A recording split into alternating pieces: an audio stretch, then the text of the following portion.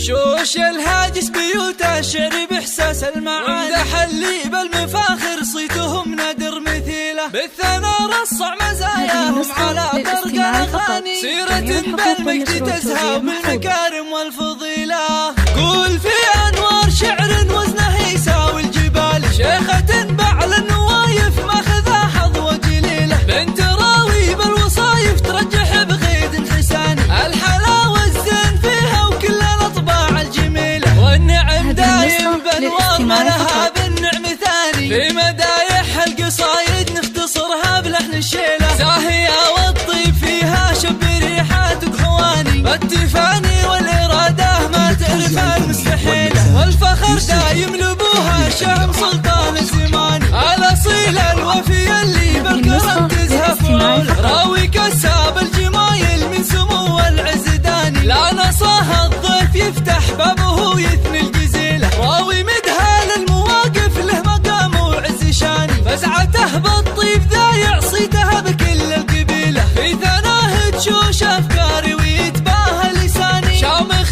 فوق الثريا منزله محدا يطول، والوفا والفخر يزهى أمها ست الغواني، فاطمة تاج المعزة ذات الأوصاف النبيلة، بالخصال الحتمية والشكر والامتنان، زاهية بنت النشامة وبعوايدها أصيلة، فاطمة روح الغلا والطيب فيها شي ثاني، في سما العزة تضاوي بس أنا في كل ليلة، مصدر الفزعة تمضى الطيلة نبع الحنان، ما تكفيها القصايد وكتبناها جزيلة، في أنوار شعر وزنه يساوي الجبال، شيخات بعل النوايف ماخذة حظوة جليلة، بنت راوي بالوصايف ترجح بغيد حساني، الحلاوة الزين فيها وكل الأطباع الجميلة، والنعم دايم بأنوار ما لها بالنعم ثاني، في مدايح القصايد نختصرها بلحن شيلة.